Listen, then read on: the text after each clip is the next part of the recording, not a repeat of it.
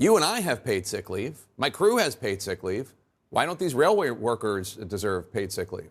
CNN's Jake Tapper shockingly committed an act of actual journalism, pushing back on Transportation Secretary Pete Buttigieg, who is defending the move from the White House to push through this legislation that essentially makes it illegal for rail workers to strike and works against their interests by including no paid sick days in the legislation. So this recently passed. I'm going to do a separate video going through some more of these details here.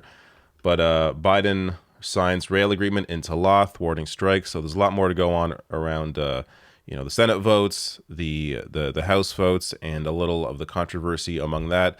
But in this video, I want to focus on the media and in particular CNN. So I showed this at the end of my other video that most of you likely missed because it was at the end of that video on how CNN has largely framed this discussion. So this is a quick supercut done by Steve Morris here of The Recount. So I'm going to play this for you to showcase how they normally cover this and have covered this story.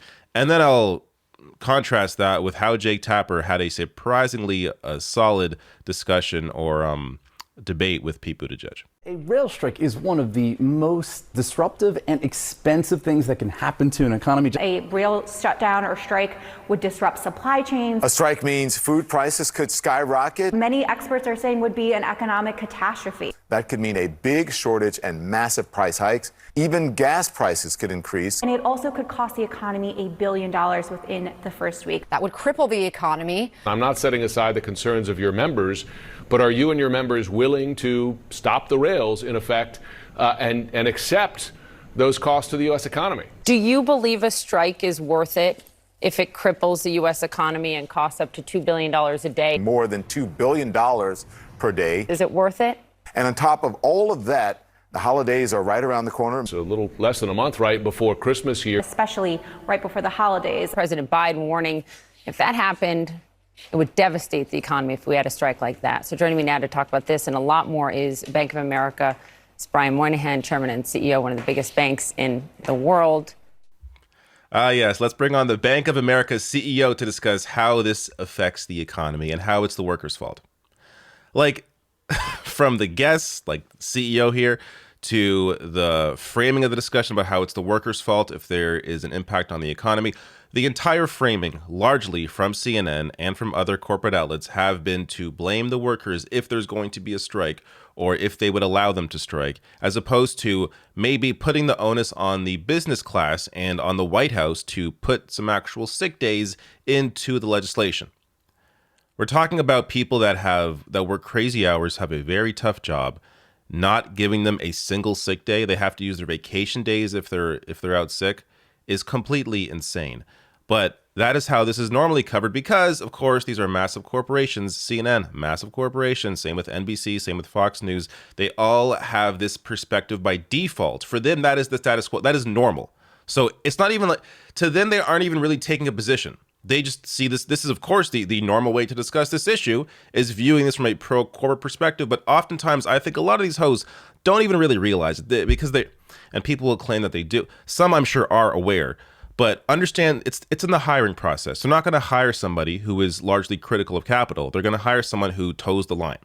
So these people, this is how they've operated. This is how journalism school taught them to analyze this stuff or not analyze this stuff.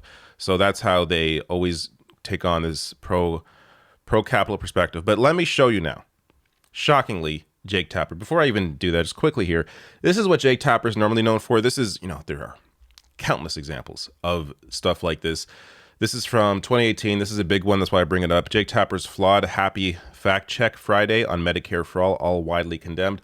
So he did a bullshit fact check on Medicare for all, which was just complete trash. He actually had to come out later and apologize because it was so widely condemned. One of the rare times he's actually admitted to being wrong. And even in his apology, it wasn't, completely admitting his mistakes. But this is how he normally frames things. So when you can't even admit that clearly, just look outside your borders.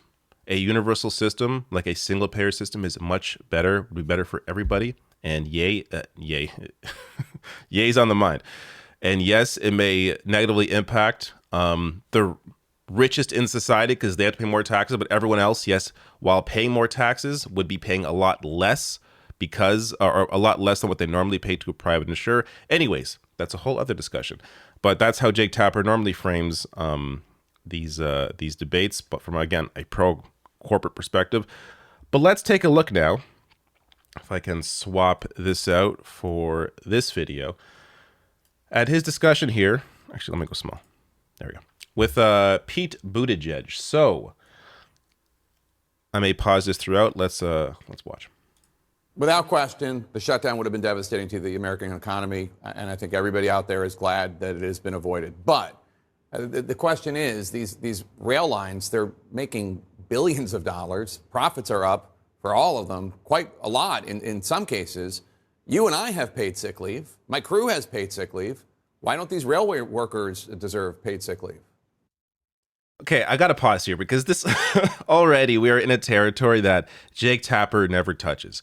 This is from an actual working class perspective, acknowledging the insanity. It isn't even just from a pro worker perspective. It's from just common sense, but also that he is framing it in a way that points out the absurdity of it, that how he has paid sick days, Buttigieg has paid sick days. Why don't these rail workers who clearly have a much tougher job than these two do, why don't they have paid sick days? This is, again, incredibly rare on CNN, and especially from Jake Tapper, who is largely a very conservative guy economically. Well, let me remind you, the position of our administration is that every American worker ought to have paid leave, whether you're a railroad worker, a journalist, a federal government employee, or whether you work at Burger King. We believe that every American worker, certainly every full-time American worker, ought to have paid leave. The president has proposed that. The president has advanced that in proposed legislation. And so far, it has been unable to get past what has been unified Senate Republican opposition. Okay. I got to pause here because saying you believe something and support something and even proposing legislation for it doesn't mean you actually care to do anything about it if you know that's going to fail. The difference with what is happening with the rail workers is Biden actually has the power to put something into the bill that would include paid sick days. He has the ability to do that, to force that on to the rail corporations.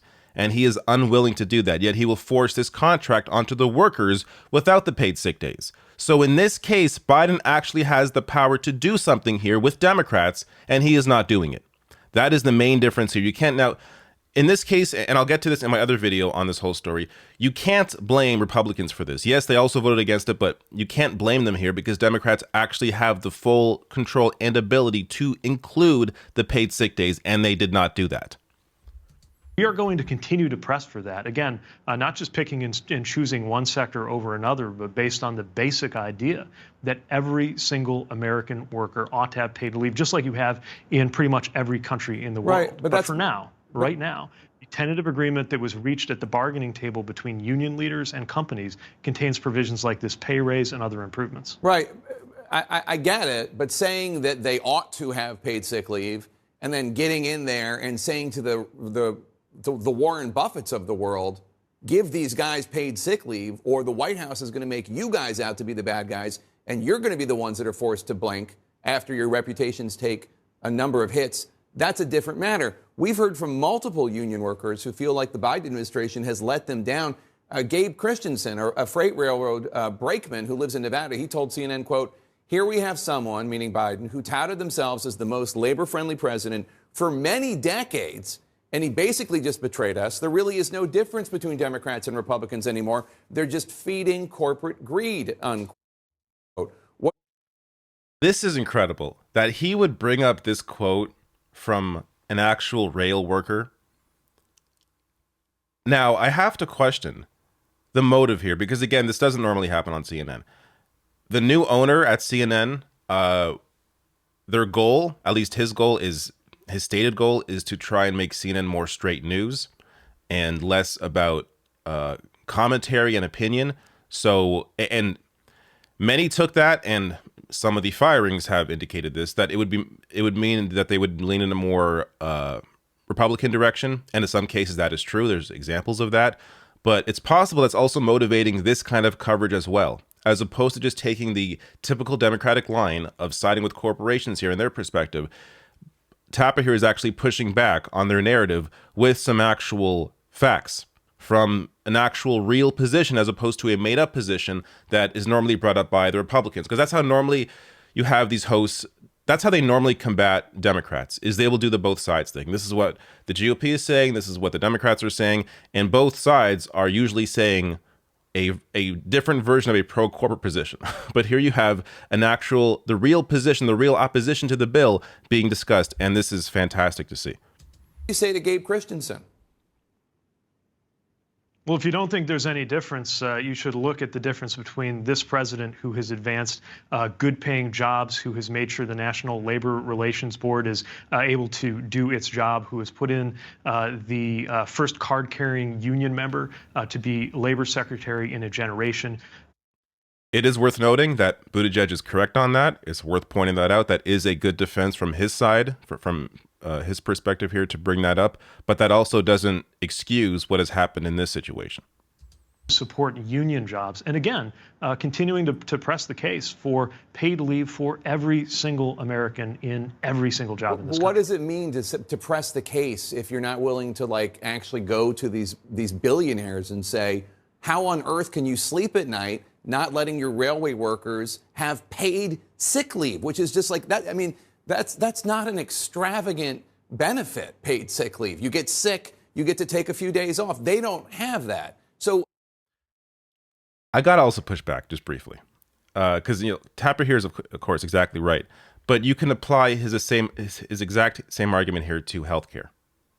It isn't extravagant to say that you should be able to get healthcare and not have to go bankrupt over that. If you get really sick, why should you have to pay insane fees out of pocket just to be able to afford the healthcare that you need to survive? So it'll be worth seeing if CNN continues down this path, if they apply this thinking elsewhere. But I don't think that's going to be the case. It's going to be on a case-by-case basis, depending on what the arguments are. But understand here, the same thinking that is going on with Tapper is the same argument that was being used against him when he had his anti-Medicare for all bullshit out a couple years ago. I guess these lofty aspirations are one thing, but I didn't hear any language coming from the administration saying these rail companies need to get serious about offering basic benefits like paid sick leave. I didn't hear that. So I understand where Gabe Christensen is coming from. Well, again, what this administration supported was what the union leaders and the company leaders agreed to, and did not insert changes into the agreement, because that would have likely added time and complication to a process that would have taken us off the cliff economically. Yeah, obviously not every labor leader was on board with that plan, but there were some that were. Also, good to see Tapper push back on that. I am thoroughly impressed, even though, of course, you can pick apart the arguments here and say, hey, why can't you apply this to other situations? But just in terms of this discussion here, it's really fantastic to see that. And yes, and to be clear, yes, a majority of the union leaders backed the bill, but not a majority of the members. So in terms of the unions that did not back it, those represent a greater portion, 55% of the actual workers within the rail working or the rail industry did not back it. So even though you could say more unions did in terms of the workers and representation, the majority did not. And good to see, again, that called out there. So look, this is a fantastic development in CNN here. I am not optimistic that this will continue. This may just be a one-off, since this is incredibly rare. But because there is new management at CNN, there may be now more of a directive to actually push back on the Biden administration and Democrats in a way that is logical and not simply using the Republican arguments against Democrats. So hopefully this continues. Again, I'm not optimistic, but I hope it continues. But we're going to have to see. And at the very least, it's really good to see actual working class perspectives being represented in the mainstream press.